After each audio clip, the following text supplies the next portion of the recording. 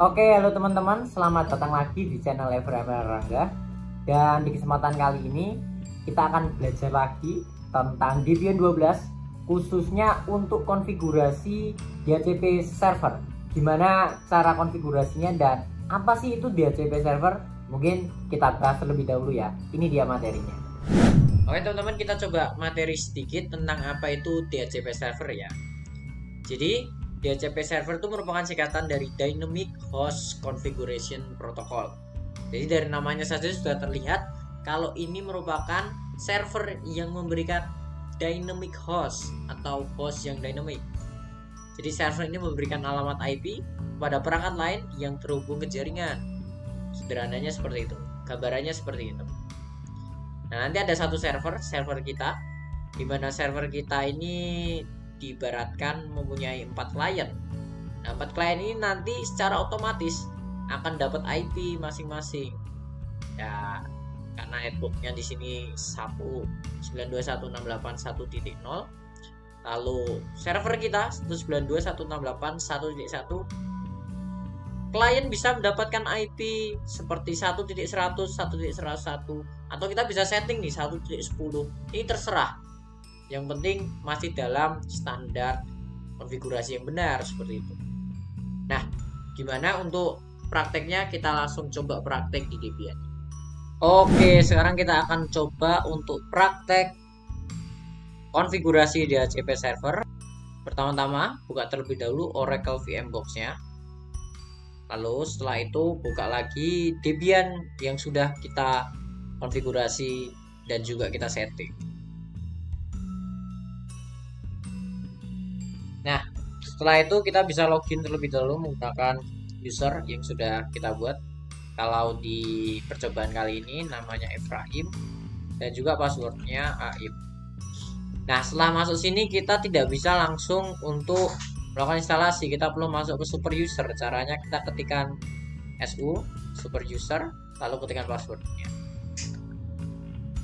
Nah, setelah masuk ke dalam halaman super user, kita bisa langsung install terlebih dahulu ISC servernya. Caranya ketikkan apt install ISC DHCP server.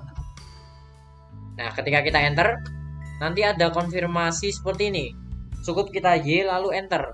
Tapi buat teman-teman yang ingin tidak ada perintah untuk Y atau N, teman-teman bisa ketikkan seperti ini, apt install -y.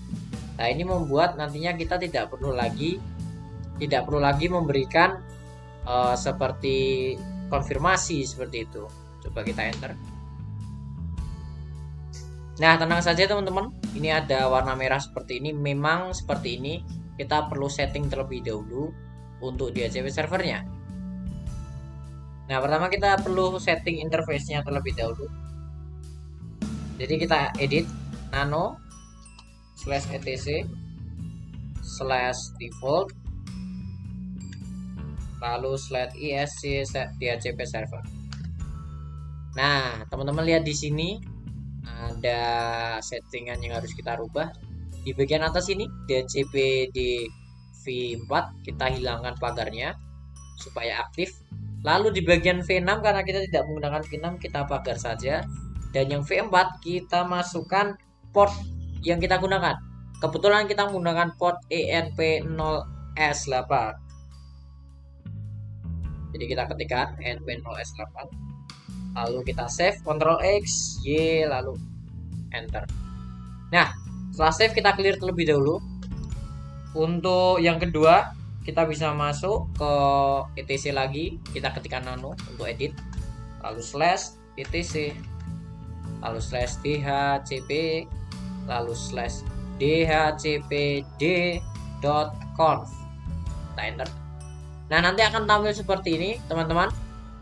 Oke, setelah masuk ke dhcpd.conf, pertama-tama kita harus matikan terlebih dahulu beberapa hal yang di sini. Kita beri pagar saja. Nah, yang aktif cuma yang ini ya, teman-teman. Setelah itu kita scroll ke bawah, cari yang as likely. Nah, ini a slightly different configuration for internal subnet. Lalu kita rubah sedikit. Kita hilangkan semua pagarnya kecuali yang a slightly, cukup yang bawahnya.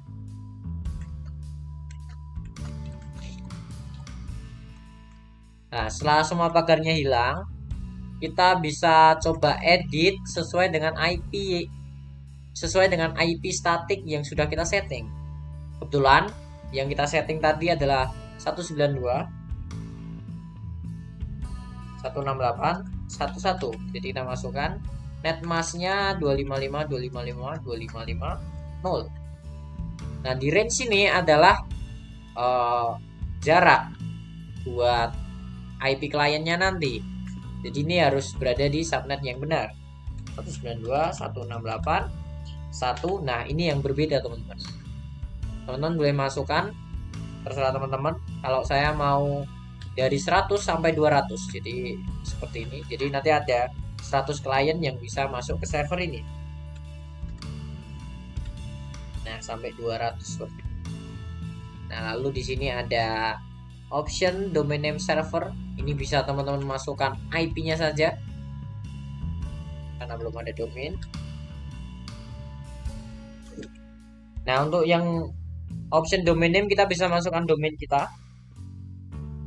Kebetulan domain kita adalah efraimraharangga.com di sini ya. Kalau kemarin teman-teman setting waktu instalasi memasukkan domain, disesuaikan saja di sini. Lalu option router kita masukkan saja IP kita lagi. Nah, yang broadcast ini kita masukkan address broadcastnya. Oke, yang default sama mark list time ini biarkan saja. Nah, jika sudah seperti ini, maka settingan sudah benar, teman-teman. Dicek, jangan sampai tanda titik komanya hilang atau tanda petiknya hilang. Oke, teman-teman, ternyata ada sedikit kesalahan. Yang subnet ini kita masukkan network kita, bukan IP ya. Ini kesalahan sedikit. Nah, seperti ini nantinya. Jadi 192.168.1.0. Jadi itu adalah network milik kita yang sudah kita masukkan di static. Oke, kalau sudah kita Ctrl X, G, Enter. Nah, selanjutnya kita bisa langsung kita clear dulu biar bersih. Nah, selanjutnya kita bisa langsung restart ISC servernya. Caranya adalah sistem ctl restart ISC lihat cp server.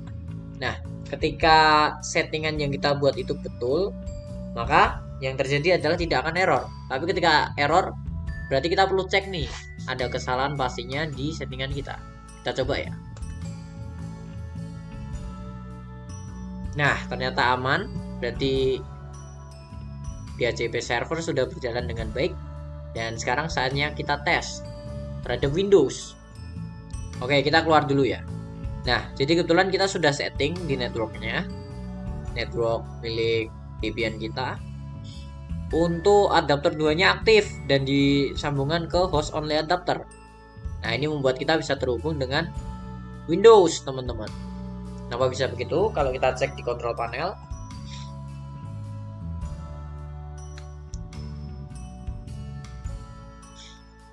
lalu kita masuk ke network and internet, kita masuk ke network and sharing center, di change adapter setting sini ya. Nah, bisa terlihat di sini ada Ethernet 2. Nah, ini terhubung dengan Debian kita. Seperti itu, teman-teman. Nah, karena sudah terhubung, sekarang kita buka CMD saja di sini untuk cek. Kita coba cek IP, apakah sudah ada dan sudah masuk ke sini. Ketikkan IP config. Nanti keluar semua. Kita cari ya. Ini ada di Ethernet 2. Nah, kita lihat di Ethernet. Nah, ternyata belum masuk nih, teman-teman, di Ethernet 2 nih. Nah, biasanya memang agak error seperti ini. Kita perlu disable sebentar. Lalu kita aktifkan lagi. Seperti jaringan tersebut reload gitu ya. Seperti dicolok lalu dilepas lagi, di plug and play lagi. Oke, setelah itu kita cek, setelah ditunggu beberapa lama, IP config lagi. Oke, nah ini teman-teman bisa dilihat ya, Ethernet adapter 2. Lihat sudah terhubung dengan dns@efraimlarangga.com. Di sini juga sudah dapat IP address, dapat angka 100 di sini. Dapat IP 100 dan default gateway-nya juga sudah dapat nih. Nah, kalau seperti ini kita bisa ping nih, bisa ping Debian kita. Caranya ping 192, kita cek ya. 168.1.1. Nah, ini IP server utama. Nah, yang terjadi bisa di sini. Lalu kita juga bisa ping juga Windows ini dengan Debian. Caranya cukup kita ke Debian, kita ping IP-nya 168.1.100 tadi ya. Nah, terlihat teman-teman, bisa diping. Ini berarti menandakan Windows sudah terhubung dengan Debian. Jadi secara tidak langsung DHCP server sudah berhasil.